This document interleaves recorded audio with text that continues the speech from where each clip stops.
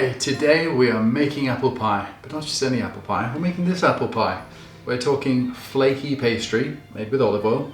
We're making an apple filling from thinly sliced apples that are tossed with cinnamon, vanilla, bit of lemon juice and zest, then bake the whole thing together. We get this incredible terrine-like texture of layered apples, really soft and tender, stewed around the outside, but then quite fresh and with a little bit of bite to them in the middle. Overall, it's another take on a classic. Starting by peeling the apples. So just using a peeler, we're going to peel the skins, but do not throw them away because, believe it or not, skins contain way more nutrients than the apple itself. So we're not getting rid of them, we're just going to chop them up very finely and put them in the base of the pie. So we can either throw these into a food processor, but I'm just going to give them a good chop.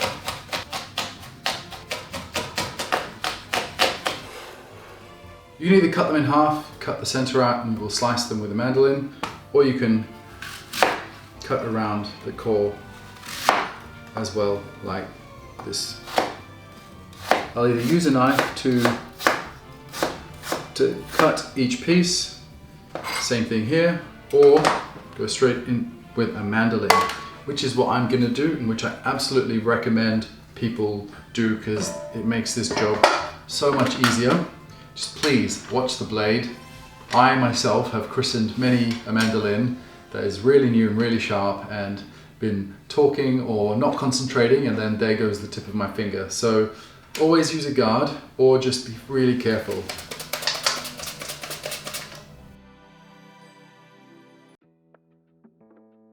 We have our sliced apples in a nice big bowl.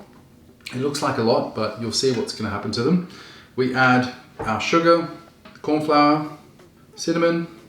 So it's 3 turns of a lemon, which is about 1/3 to 1/4 if you look at it that way. So we then add the juice of half a lemon, and that's just going to keep this apple pie super fresh and tangy.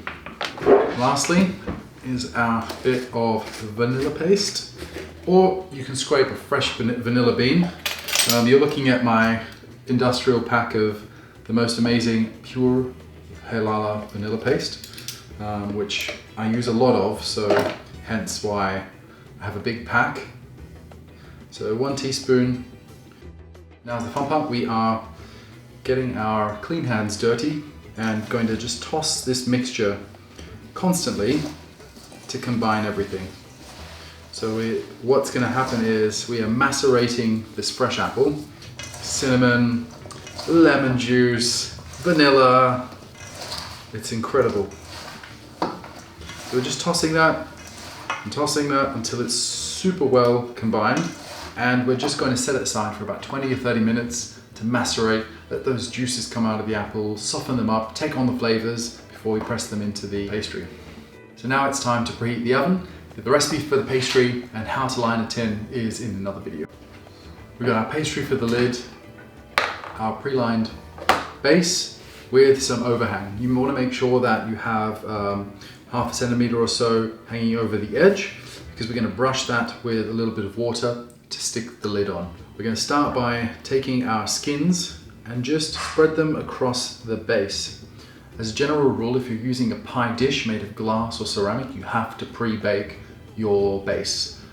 In this recipe, I'm not pre-baking, but I highly recommend using a metal tin because it doesn't have to be fluted, it can just be a classic pie dish.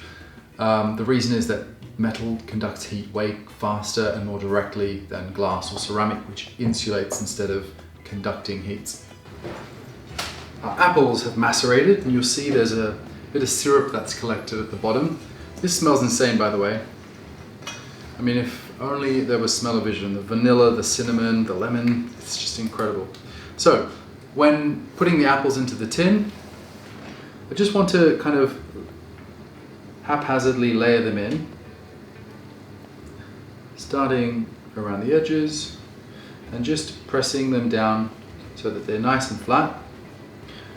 When you started, it probably looked like quite a bit of apple, but you'll see how much volume they've lost just by softening up.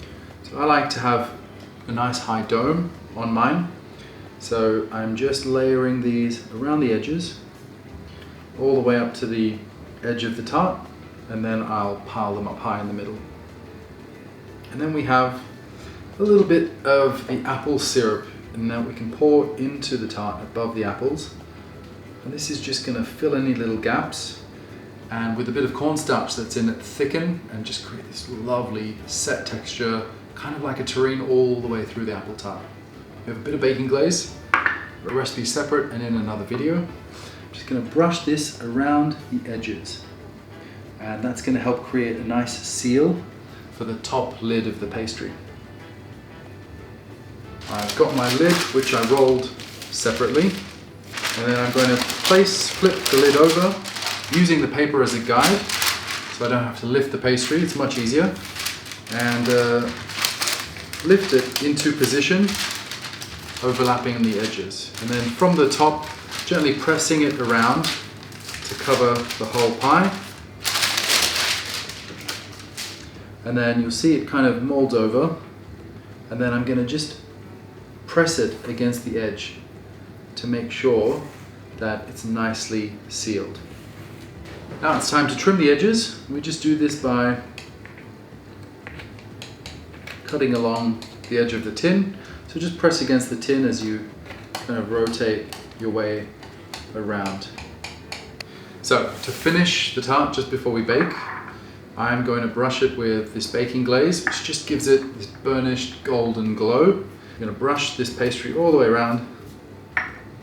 Just to let some steam out, I'm going to cut a nice little hole in the middle, and I like to follow the design of the apple when you cut it horizontally. I'm going to put 6 to 8 small incisions from the center.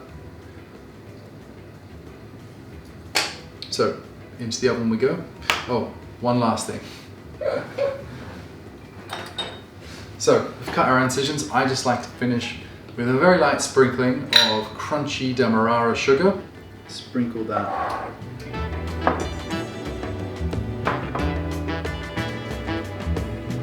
Now we go into the oven.